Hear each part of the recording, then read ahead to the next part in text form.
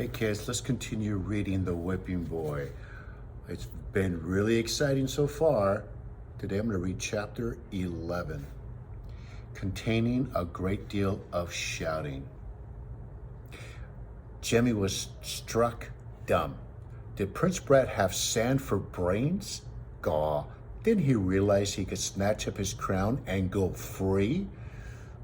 It doesn't please me to take orders from common rascals, Prince Brat said coldly. It would please me to shake the teeth out of your confounded face, replied Hold Your Nose Billy. You may live in a castle, but you're only a whipping boy. Do as we say.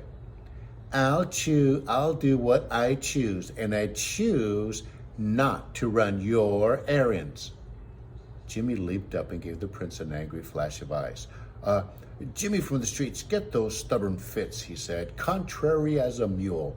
Let me have a word with him. I'll whip the mulishness out of him, exclaimed Cutwater, lurching forward. Prince Brat dodged out of his grasp, and a sour smile crossed his face. I'll tear up your vile message the moment I'm gone, and I'll keep the crown for myself. Hold Your Nose Billy caught Cutwater's upraised arm. Hold off. There's something in what he says. You think he's angling for a share of the reward, Billy? Likely is. The greedy little snipe, Cutwater bleated. How much do you reckon we can spare? Oh, this calls for private words. Let's parley. Follow me. The moment the outlaws ducked out of the hut, Jimmy turned on his companion.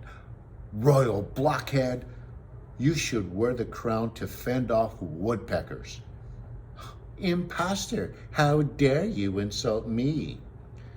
You're enough to give the devil himself fits. So, haven't I so muddled their brains they want to turn you loose, and you reward me with a royal squawk?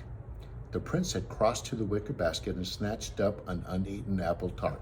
He gobbled it down. I'll return to the castle when I'm ready, when I choose, and not a moment before.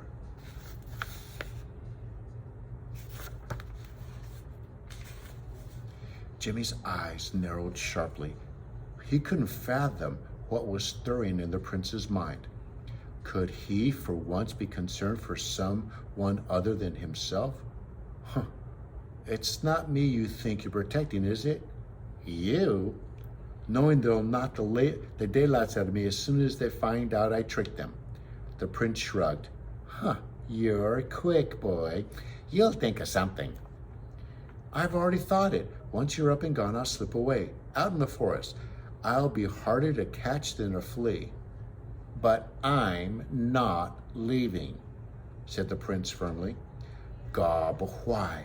Is it your paw you're afraid of? Is that why you won't go back? He won't miss me. Of course he will. Let him wait. And mind your own affairs, whipping boy. It is my affair.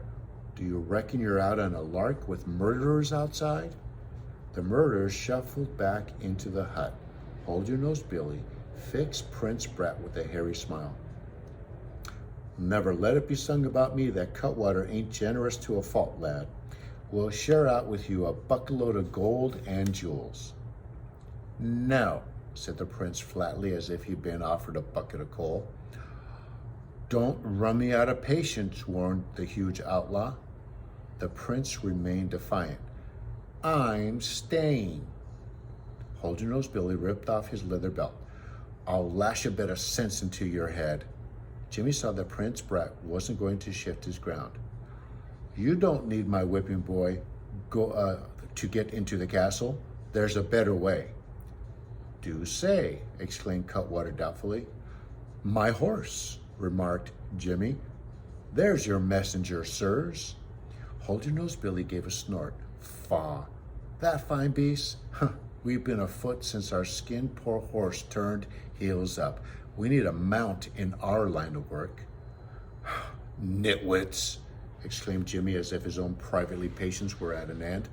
With rings on your fingers and gold in your pockets, You can take to the roads like gentlemen. You'll be traveling about in fine clothes. But first, you've got to lay your hands on the treasure. Cutwater made a sound through his nose like a pitch pike. With that horse outside, one of the king's own, a horse can always find his way home, can't it? That fine beast will make for the castle stable's note and crown. No questions asked. And that's the end of chapter 11.